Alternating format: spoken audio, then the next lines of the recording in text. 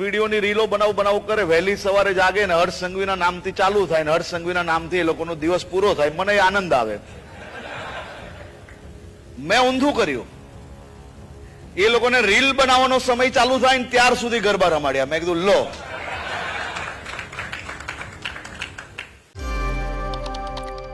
માંજલપુર વિધાનસભાની પેટા ચૂંટણી નજીકમાં છે. બીજી તરફ હવે તહેવારો પણ નજીકમાં છે. ગણેશ ઉત્સવ પણ હવે નજીકમાં આવી રહ્યો છે. હવે આ તમામ બાબતે હર્ષ સંઘવી મેદાનમાં આવ્યા છે અને સૌથી પહેલા જ કોંગ્રેસને ટકોર કરી દીધી છે. કોંગ્રેસને જ કહી દીધું છે કે જે કોંગ્રેસની શરૂઆત હર્ષ સંઘવીથી થાય છે, જે કોંગ્રેસનો દિવસ પણ ક્યાંક હર્ષ સંઘવીના નામથી ઢળે છે, એ તમામ લોકોને હવે આપણે મોકો જ નથી આપવાનો. જે લોકો એવી આશા રાખીને બેઠા હોય કે હમણાં કંઈક થશે, આપણે રીલ બનાવીને મૂકીશું અને પછી ભારતીય જનતા પાર્ટીને આડે હાથ લઈશું, તો એ બધાને આ વખતે આપણે ખોટા સાબિત કરવા છે. આ વાત હર્ષ સંઘવીએ ક્યાં કરી છે તેમની ચર્ચા કરીએ. નમસ્કાર, આપ જોઈ રહ્યા છો નિર્ભય ન્યૂઝ અને હું છું આપની સાથે રિદ્ધિ. માંજલપુર વિધાનસભાની પેટા ચૂંટણી નજીકમાં છે અને આ બધાની વચ્ચે હવે ક્યાંક પ્રચાર પણ તેજ જોવા મળી રહ્યું છે. અલગ અલગ નેતાઓ જે સતીશ પટેલ છે તેમના માટે, તેમને જીતાડવા માટે મહેનત કરી રહ્યા છે, કારણ કે માંજલપુર બેઠક આમ તો ભારતીય જનતા પાર્ટીનો ગઢ ગણાય છે. પણ એક સવાલ અહીંયાથી ઊભો થયો કે આયાતી ઉમેદવાર છે એટલે સ્વાભાવિક છે કે ભારતીય જનતા પાર્ટીને 10% તો એટલો ક્યાંક ડર હોય જ ને કે જો આ વાત વધારે પ્રસરી જશે તો પછી ક્યાંક આપણે મહેનત જે કરીશું એ બધી પાણીમાં જશે. એટલે ભારતીય જનતા પાર્ટીના હવે મોટા નેતાઓ પણ ક્યાંક મહેનત કરી રહ્યા છે અને આ બધાની વચ્ચે જે નાયબ મુખ્યમંત્રી હર્ષ સંઘવી છે તે માંજલપુર ગયા હતા અને માંજલપુર વિધાનસભાની અંદર જેટલા ગણેશ મંડળો આવી રહ્યા છે તમામ પ્રતિનિધિઓ સાથે તેમણે સંવાદ કર્યો અને આ સંવાદના આધારે તેમણે કોંગ્રેસને સીધો જ જવાબ આપી દીધો છે કે જે કોંગ્રેસ એવી રાહ જોઈને બેઠું હોય છે કે ગણેશ ઉત્સવ આવશે કે નવરાત્રિ આવશે ત્યારે આપણે ભારતીય જનતા પાર્ટીને ને ખાસ કરીને હર્ષ સંઘવીને આડે હાથ લઈશું, તો આ વખતે આપણે તમામ લોકોએ મોકો નથી આપવાનો.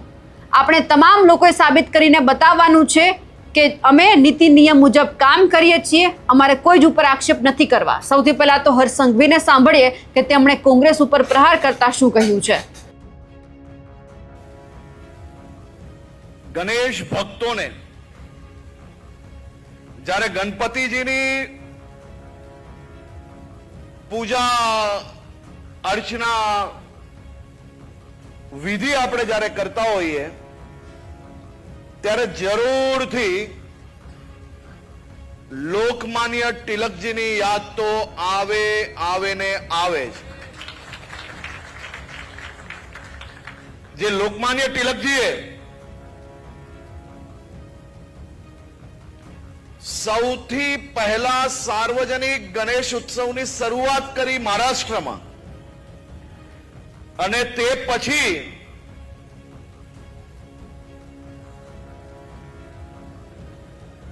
સૌથી પહેલા કયા શહેરમાં સાર્વજનિક ગણેશ ઉત્સવની શરૂઆત થઈ?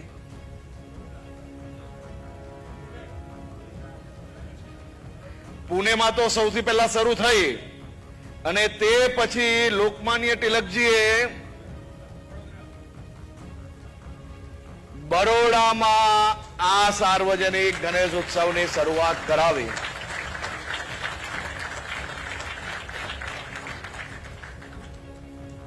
એ વડોદરાના કયા અખાડામાં સૌથી પહેલા શરૂઆત થઈ? એ માનેકરાવ અખાડાથી 125 વર્ષ પહેલા આપણા વડોદરામાં ગણપતિ દાદાની સ્થાપના થવાની શરૂઆત થઈ અને આજ સુધી વડોદરા શહેરના ખૂણે ખૂણે બાપા આપને સૌને આશીર્વાદ આપવા તો આવે ને, અને બાપાની એન્ટ્રી જેવી વડોદરામાં ચાલુ થાય એવું જાણે કે ઉત્સવના તહેવારની શરૂઆત થઈ ગઈ હોય એવો માહોલ બની જાય કે નહીં? આજે મેં અમારા પોલીસ કમિશનર શ્રીને કહ્યું છે કે બધા મારા ગણપતિ ભક્તોને ઓછું હેરાન કરજો અને વધુ સુવિધાઓ આપજો ભાઈ.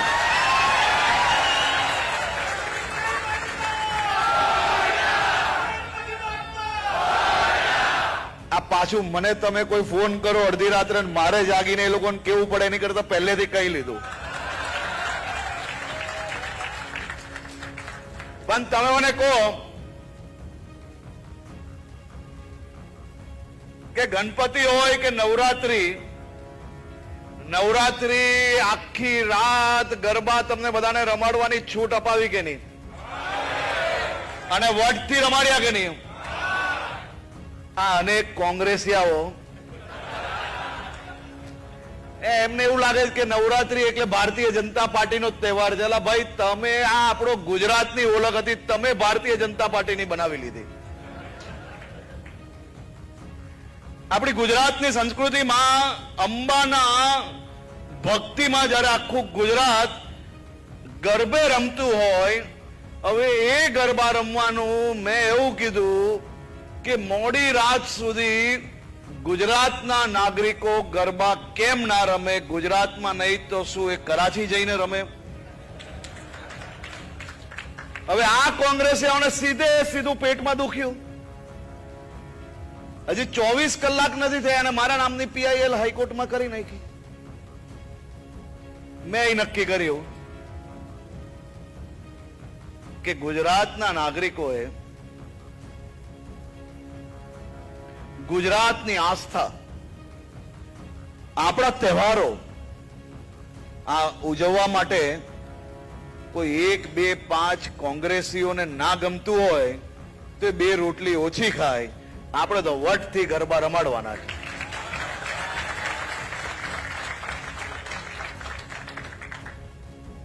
એ દરરોજ પેલું વિડીયોની રીલો બનાવ કરે, વહેલી સવારે જાગે ને હર્ષ સંઘવીના નામથી ચાલુ થાય ને હર્ષ સંઘવીના નામથી એ લોકોનો દિવસ પૂરો થાય. મને એ આનંદ આવે.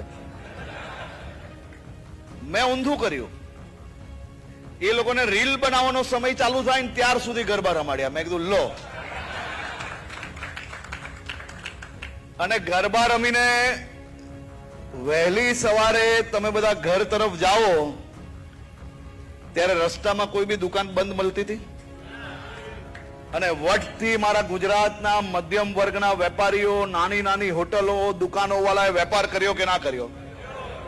હા, હવે આ હજારો લાખો વેપારીઓના ઘરમાં નવરાત્રીના સમયે દિવાળી જેવો તહેવાર બનતો હોય તો એમાં કોઈને પેટમાં દુખવું જોઈએ ખરી? અને આ વટથી ચલાવવું પડે કે ના ચલાવવું પડે? તો તમારા બધાનો સહયોગ હશે તો ગાભા ફાડી નાખશો આપણે. કોઈ ચિંતા કરવાની જરૂર નથી. એ પેલું બમ બમ બમ બમ બમ આમ બમ બોલ બોલ કરે ને હું મારું કામ કરતો જાઉં છું. દેખા જાયગા, જે થવું હોય થાય. બાકી તમારા બધાના આશીર્વાદ છે જ. એટલે આ વખતે ગણપતિમાં, હું તો ગયા વર્ષે ગણપતિમાં અહીંયા દર્શન કરવા આવેલો, ખૂબ આનંદ આવ્યો. અને હું તમને સૌ મંડળના કાર્યકર્તાઓને સાચા હૃદયથી અભિનંદન આપવા માંગુ છું.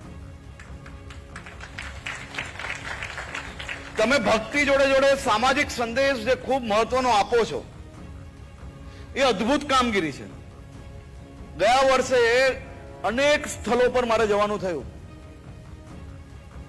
દરેક જગ્યા પર કોઈક ને કોઈક સામાજિક સંદેશ હતો, જેની આજના સમયમાં અતિ આવશ્યકતા છે.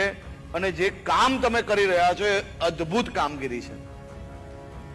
અને આ જ કામગીરીને આગળ વધારતા આ વર્ષે આપણે લોકો કેમ એવો સંકલ્પ ના લઈ શકીએ કે આખા મંડપમાં પ્લાસ્ટિક નામની વસ્તુ અમે વાપરશું નહીં? આખું વડોદરામાં ગણપતિજીની જે સ્થાપના કરી છે ને, એ વિસ્તાર તો સ્વચ્છ હશે જ, પણ જે વિસ્તારે ગુજરીને લોકો આવતા હશે ને, એમાંય ગંદકી નહીં કરવા લઈએ. વડોદરાને સ્વચ્છતાનો સંદેશ આપણે આ વખતે ગણપતિ ઉત્સવમાં આપી શકીએ કે ના આપી શકીએ? અને જો આપણું શહેર સ્વચ્છ બનશે, એમાં કોઈ નુકસાન આપણને ખરી ભાઈ?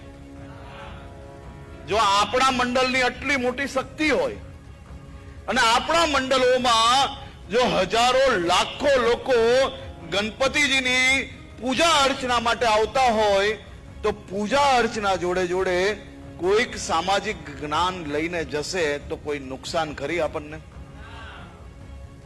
તો મારી આપ સૌને અપીલ છે કે જે શહેરમાં આપણે જન્મ્યા છે, જે શહેરે આપણે પાપા પગલી ચાલતા શીખવાડીને આજે આટલા મોટા આયોજન કરવાની શક્તિ આપી હોય, એ શહેરને સ્વચ્છ રાખવાનો સંકલ્પ જો આપણે વડોદરાના સૌથી શક્તિશાળી, વડોદરાનું સૌથી શક્તિશાળી તહેવાર, ઉત્સવ, અને જ્યાં લાખો લોકોની લાગણી જોડાઈ છે, એવા ઉત્સવ થકી જો આપણે આ પ્રયાસ સાચા હૃદયથી કરશો તો હું 100% એવું માનું છું કે તમારા થકી વડોદરાને વધુ સ્વચ્છ બનાવવાનો તો અવસર મળશે જ, સાથે સાથે તમને કદાચ અંદાજો નહીં હશે પણ તમે એક પગલું આગળ ચાલશો ને, માત્ર એક પગલું, આ એક પગલું તમે આગળ ચાલશો એટલે વડોદરા શહેરના હજારો સ્વચ્છતા દૂતોની કમર તૂટતી બચી જશે તેવો મને 100% વિશ્વાસ છે. તમારી આપ સૌને બે હાથ જોડીને અપીલ છે કે આવી કામગીરીને આપણે દિલથી અપનાવીએ.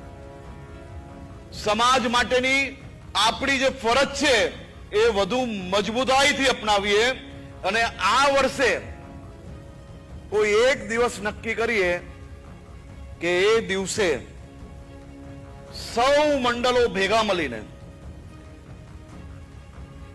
તમારા બધા જ મજબૂત મંડળો છે ભાઈ, તમારે કોઈ સ્વચ્છતા માટે પોતે મહેનત નહીં કરવી પડતી હશે, હું 100% માનું છું, પણ આ વર્ષે એકવાર, ખાલી એકવાર બે હાથ જોડીને દિલથી વિનંતી કરું છું કે કોઈ એક દિવસ એવો નક્કી થાય કે બધા જ કાર્યકર્તાઓ પોતે જે લાઈન લાગતી હોય લોકોની, ત્યાંથી લઈને ગણપતિજી જ્યાં બિરાજમાન હોય એ સ્વચ્છતા જાતે કરે, તેથી આપણા સૌના મનમાં અને વ્યવહારમાં સ્વચ્છતા વધુ મજબૂતાઈથી આગળ વધશે તેવો મને 100% વિશ્વાસ છે. અને સાથે સાથે આગમનની રેલી તો અદ્ભુત નીકાળજો, કોઈ ચિંતા નહીં કરો, પણ રેલી એવી અદ્ભુત હોવી જોઈએ કે કોઈ એમ્બ્યુલન્સની સાયરન બી ખબર પડે ને તો પહેલી મિનિટે એને રસ્તો મળી જવો જોઈએ. રેલી એવી અદ્ભુત હોવી જોઈએ કે રેલી નીકળે ને એને પછી જતા હોય ને એની પાછળ આપણા 5-7 કાર્યકર્તાઓ જે કચરો આપણે કરતા હોય ને વાલસો ને, તો તમારા મંડળની ઇજ્જત વધશે, એનાથી ઘટશે કોઈની નહીં. હું તમને 100% ખાતરી આપું છું કે આપણે જવાબદારી પૂર્વક રેલી નીકાળીએ, આગમનનો કાર્યક્રમ હજી મોટો અદ્ભુત કરો, બધી જ રીતે આપ સૌ લોકોને આનંદ જ આનંદ આવે એવા કાર્યક્રમ કરો, અને બાકી હું બેઠો છું, આનંદ કરો. પરંતુ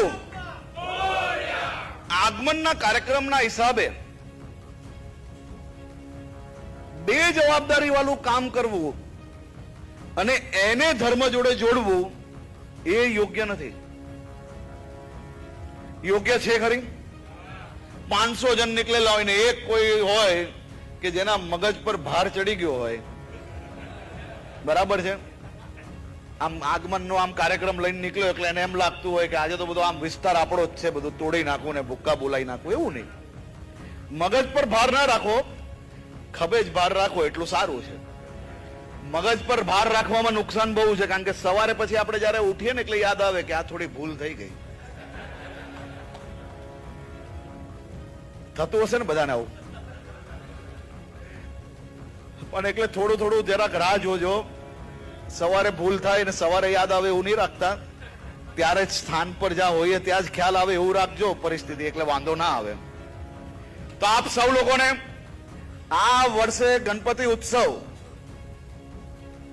લોકમાન્ય તિલકજીને સૌથી વધારે વિશ્વાસ આપણા વડોદરા પર હતો,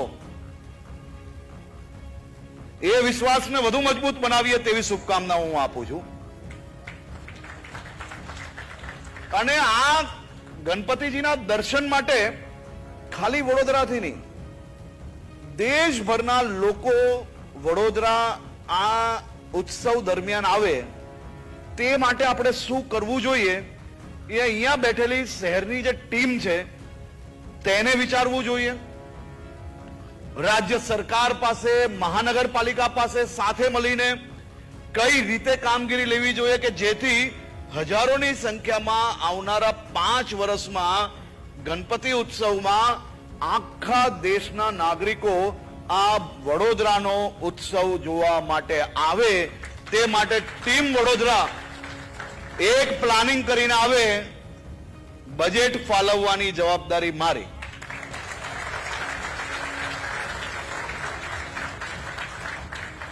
એક મંડળ માટે આપવા માટે નહીં લાવતા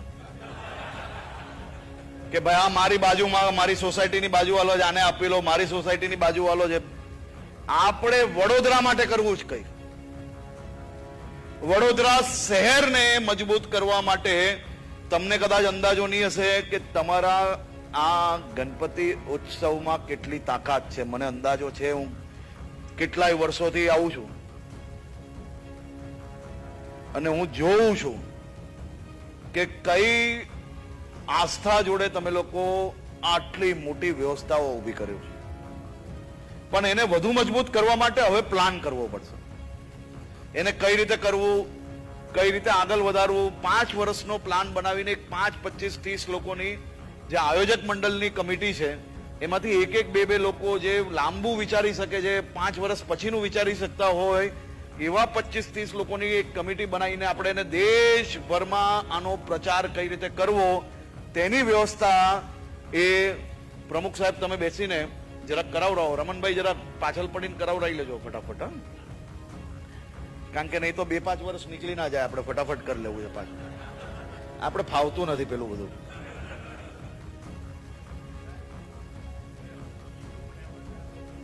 બહુ સાચી વાત છે, હું કહેવાનું ભૂલી ગયો. તમે જ કીધું છે એટલે મને તો કહેવામાં વધારે સારું. નહીં તો પાછું ગમે તે એકાદ જણ હમણાં મૂડમાં હશે તો એમ કહેશે કે અમારે જે વગાડવું એ વગાડીએ. લો, આપણા ગણપતિજીની જે સ્થાપના મોટા ભાગના વિસ્તારોમાં થાય છે એટલી આસ્થા જોડે થાય છે. આપણા ધાર્મિક તહેવારોમાં શોભે એ જ પ્રકારના ગીતો હોવા જોઈએ. હવે તો ભજનભાઈ ગોરિયાઓ કરવા માંડ્યા ને તમે ભજન છોડીને આ બધા ગીતો પર ક્યાં જવાની જરૂર છે મારા વાલા.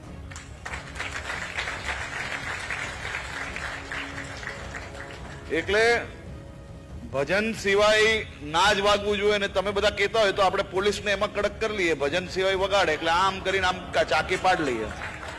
પણ પછી તમે બધા પાછા નહીં આવતા કે ના ના તો હેરાન કરે છે. હા, બધા નક્કી કરીને કહી લો. સાચા ભક્તો હોય એ બધા કહી લે કે આપણે શું કરવું છે એટલે આપણે નક્કી કરી લઈએ.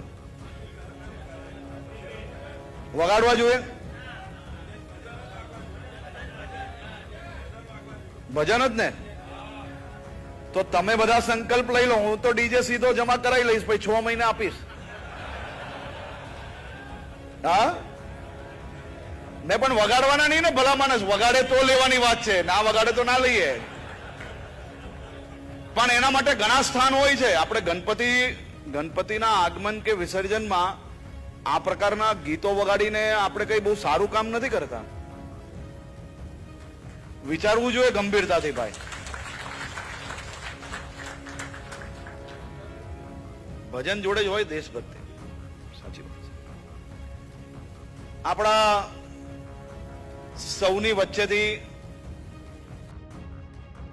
નાયબ મુખ્યમંત્રી હર્ષ સંઘવીએ પોલીસ કમિશનરને પણ કહી દીધું છે કે ગણેશ ભક્તોને તમે ઓછા હેરાન કરજો, જે સુવિધા છે વધારે આપજો. હવે આ રણનીતિ ક્યાંક માંજલપુર પેટા ચૂંટણી જીતવાની પણ લાગી રહી છે. પણ હર્ષભાઈને અમે છેલ્લે એટલું જ કહેવા માંગીએ છીએ કે નવરાત્રી હોય કે પછી ગણેશોત્સવ હોય, આ તહેવારો જ માત્ર ગુજરાતમાં કે દેશભરમાં નથી આવતા. લોકોને બીજી સુવિધા પણ જોઈએ છે. એમના ઉપર પણ ધ્યાન આપજો, જેથી કરીને જ્યારે કોઈક સુવિધા આપવા માટે જ્યારે લોકોને બહાર ન નીકળવું પડે અને તમારી સામે ક્યાંક લોકોએ બળવો ન કરવો પડે. સુખ સુવિધા તમે સારી આપો છો, પણ લોકોને જે જોઈએ છે એ આપવાનું રાખજો. અમારા અહેવાલને લઈને આપનું શું માનવું છે કમેન્ટ કરીને ચોક્કસથી જણાવજો. અને હર્ષ સંઘવીએ જે વાત કરી છે તેમને લઈ આપ શું માનો છો કમેન્ટ ચોક્કસથી કરજો. નમસ્કાર.